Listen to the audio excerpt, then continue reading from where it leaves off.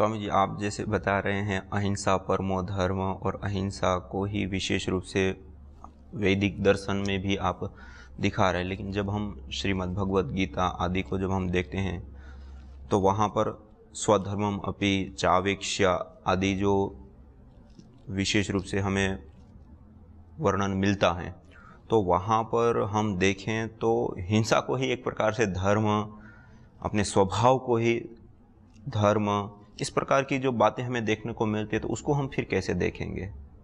हाँ, सही बात है कि क्योंकि पढ़ने वालों के लिए जैसे ही हम ग्रंथ नहीं पढ़ते तब तो कोई समस्या नहीं होती स्वामी जी। जैसे ग्रंथ में प्रवेश करते हैं, कुछ सुनने लगते हैं, समझने का प्रयत्न करते हैं, तो बहुत सी चीज़ें विरोधाभासी दिखने लगती हैं। जैसा कि हमने कहा कि अहिंसा को ही इन सब सनातन संप्रदायों में, चाहे बौद्ध हो या जैन हो, चाहे वैदिक संप्रदाय हैं, उनमें अहिंसा को ही मूल रखा गया। हिंसा परमो धर्म, हिंसा सकलो धर्म इत्यादि वचनों के द्वारा। परंतु गीता आदि में जो है हिंसा को, युद्ध को धर्म कहा गया, क्षत्रियों के लिए धर्म कहा। और भगवान ने कहा कि स्वधर्मे निधनम श्रेयः परधर्मो भयावह इत्यादि वचन कहा है, इसको धर्म कहा। तो मैं यहाँ पर यह कहना चाहूँ स्वामी जी कि धर्म और अधर्म का निर्धारण जो है वह क्रिया के दृष्टिकोण से नहीं होता। अर्थात हम क्रिया को देख रहे हैं कि वहाँ पर मार काट हो रही है, वहाँ मार काट हो रही है, तो क्रिया को देख करके हम ये कहते हैं कि ये ठीक नहीं है, मार काट ठीक नहीं है, युद्ध ठीक नहीं है, इसलिए धर्म नहीं है। परंतु यहाँ पर धर्म कहा गया यानी कि ठीक है ऐसा।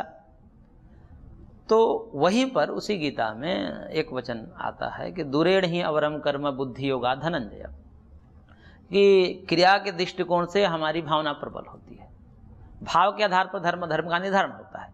जैसे कोई डॉक्टर है, वह भी अंग छेदन का कार्य करता है, और एक हत्यारा है, किसी को जान मारने वाला है, वह भी अंग छेदन तोड़ फोड़ करता है शरीरों को।